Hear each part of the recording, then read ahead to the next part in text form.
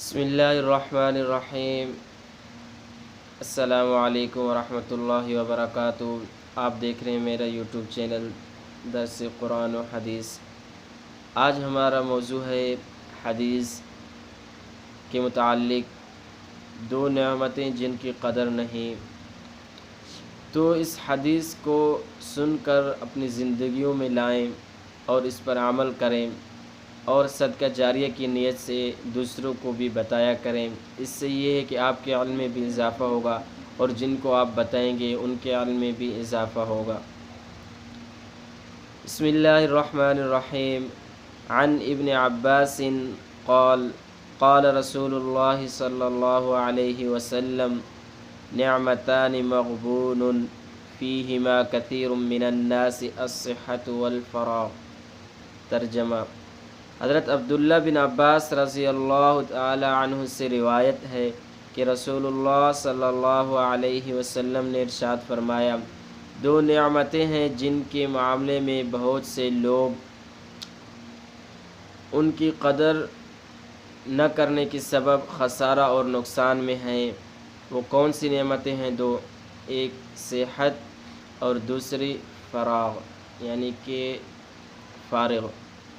تشریح: علامہ جلال الدین سیوطی رحمۃ اللہ علیہ نے حاشیہ موطا امام مالک میں لکھا ہے،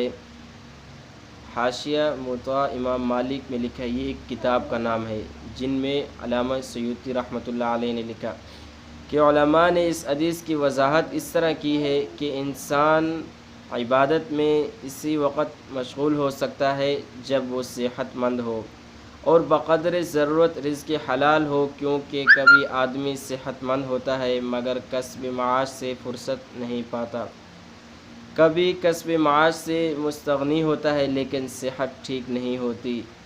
جس کو یہ دونوں نعمتیں حاصل ہوں اور پھر بھی کاہلی کے سبب عبادت میں مشغول نہ ہو تو یہ بڑی ہی خسارے اور نقصان میں ہے کہ انسان کو ایک اللہ رب العزت نے صحت دی اور دوسری فراغ یعنی کہ فراوانی یا فارغ، تو پھر بھی عبادت میں مصروف نہیں رہتا اور اللہ رب العزت کو یاد نہیں کرتا، تو یہ شخص بہت بڑے خسارے میں ہے۔ کیوں خسارے میں؟ کیونکہ جب اس کے پاس صحت ہے، صحت میں اللہ رب العزت کو یاد نہیں کرتا اور فارغ اوقات میں اللہ رب العزت کو یاد نہیں کرتا تو اور کب کرے گا؟ تو اسی لیے اس حدیث میں بتایا گیا کہ یہ لوگ بہت خسارے میں ہیں۔ تو انشاءاللہ العزیز امید کرتے ہیں کہ آپ اس حدیث پر عمل کریں گے اور صدقہ جاریہ کی نیت سے دوسروں میں بھی شیئر کریں گے۔ جزاک اللہ، وآخر دعوانا ان الحمد للہ رب العالمین۔